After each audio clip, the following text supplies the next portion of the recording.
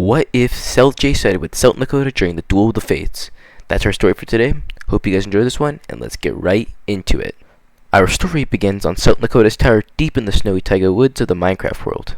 Southnicota had always cared deeply for his things, even the smallest things like his front door. But on this fateful day, Southjai was going through Southnicota's stuff and took his most prized possession, his rifle. You see, this rifle has been in Southnicota's family for generations at this point, and Southjai even touching it with his hands was huge. Southnicota wouldn't have noticed at first, but then Southjai said, "Oh yeah, Nikita, if you don't mind, can I keep your rifle?" This sparked immense anger in Southnicota. Oh, stop taking my shit! Barked Southnicota angrily. And so, the events of that day carried out the same, leading up to the famous confrontation. I will kill both of you if you don't get off my tower right fucking now! Yeah? Southjai thought deep down about all of this leading up to the confrontation, and he felt bad for Southnicota. He knew that this rifle was very dear to him, and he was going to help Southnicota get it back. Southjai pulls out his shiny blue blade, ready for a hard battle that will go down in the history of books. But right as he starts to swing at Southnicota, Southjai quickly runs in front of Southjai, blocking the strike before the damage is done. "I won't let you hurt him.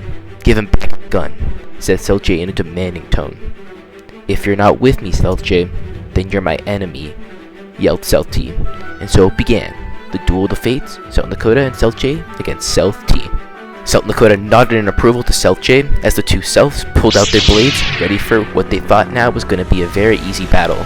But to their surprise, Southjai had his own trick hidden up his sleeve, pulling out a second blade and attaching it to his first blade, making a double-bladed sword. "I knew this day would come. It was either you help me, Jay, or you help him," said Southjai in a much darker, more evil voice now.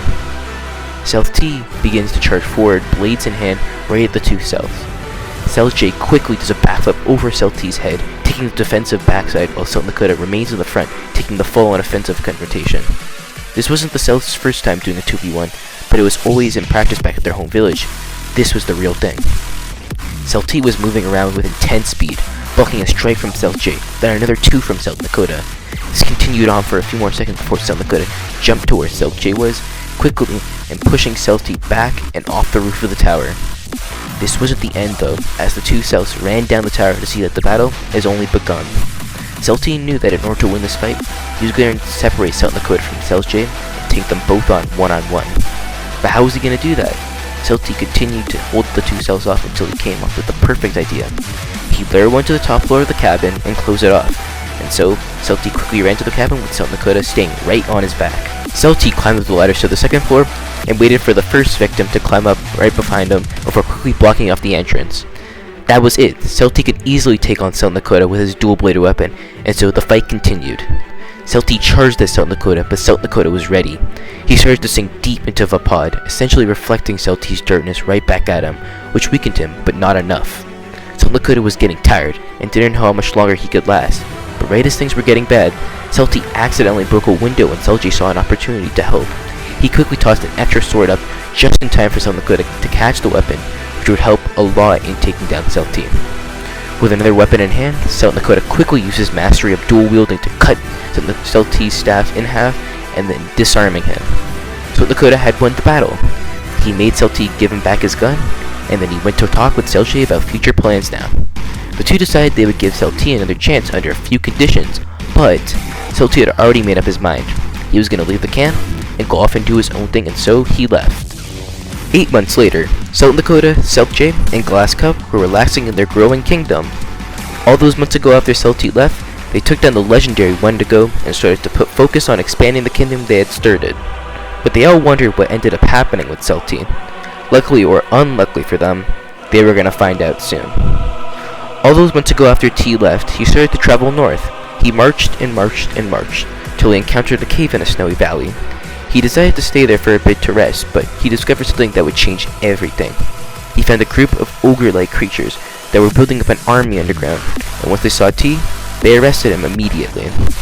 Once he was brought upon their leader, T said that he thinks he has a common enemy with these ogres, and that he can help them take over all these lands.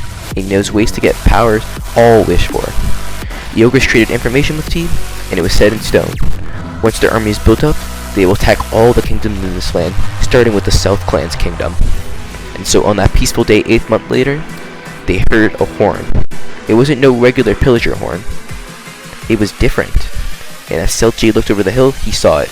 An ogre and a man, and behind them stood a massive army. Southjai quickly alerted Southnicota and Glasscup, and as Southnicota took a look with his spyglass, he realized it was T up front with that ogre. Three of them thought they were done for, as they didn't have an army for their kingdom yet, but they knew who to call. Just as the ogre army was about to enter the main city lands, 5 spaceships appeared in all directions and started to blast the army to bits. Little did the ogre leader and T know was that the planet of Minecraft joined the main galactic government during those 8 months, and now had help from the technologically advanced core worlds. So when Southjai made that call, the government defenses were able to quickly swoop in. T looked around in anger as all his men fell around him. He then looks over to Southnicota, Southjai, and Glasscup, right before one of the ships shoot directly at him, blowing T up. Once the army was cleared, the spaceships would go back to their posts, and Southjai, Southnicota, and Glasscup went back to expanding their kingdom in peace. Sometimes wondering how things could have gone if Southjai ended up helping South T instead. And folks, that is our story for today. This was cool to do for the first time. I wanted to kind of stretch this out by like adding spaceships and all that stuff. But yeah, thank you guys for watching. Look out for more content like this. Let me guys know what you guys want to see next. And I'll see you guys in the next video.